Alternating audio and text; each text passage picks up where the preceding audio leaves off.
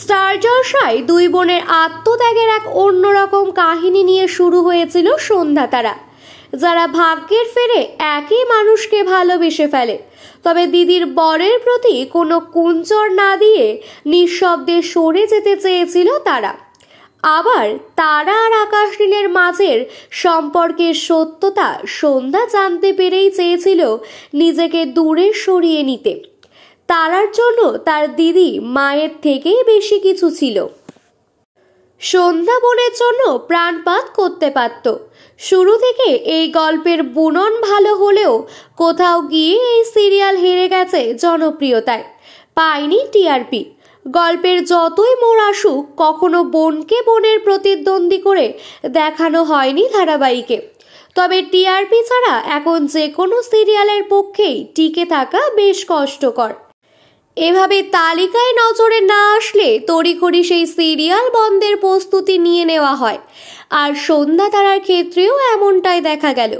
সন্ধ্যা আর তারার মাঝের সম্পর্ক জটিল করে না তুলে তারার অন্যত্র বিয়ে দেখানো হয়েছিল গল্পে। তবে তারা যে তারাকে কেবল টাকার জন্য বিয়ে করে নিয়ে যাচ্ছে তা বুঝতে পারেনি বিজয়া মাঠান। তারার জীবন আরও দুর্বিষহ হয়ে ওঠে।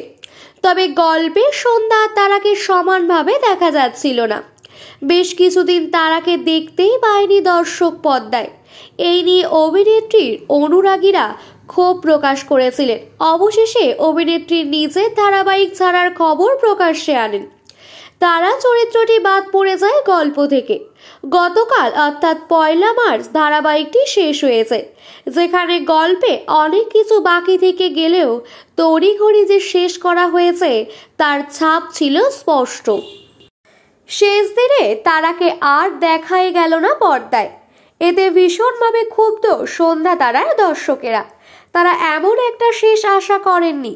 তবে এভাবে শেষের মধ্যে দিয়ে গল্পের শেষ পর্বে সন্ধ্যা আর আকাশ নীলের মাঝে ছোট্ট একটা মিষ্টি মুহূর্ত দেখা গেছে, যা কিছুটা হলেও অপূর্ণ গল্পটা পূর্ণ করেছে। তবে অনেকটাই রয়ে গেল বাকি।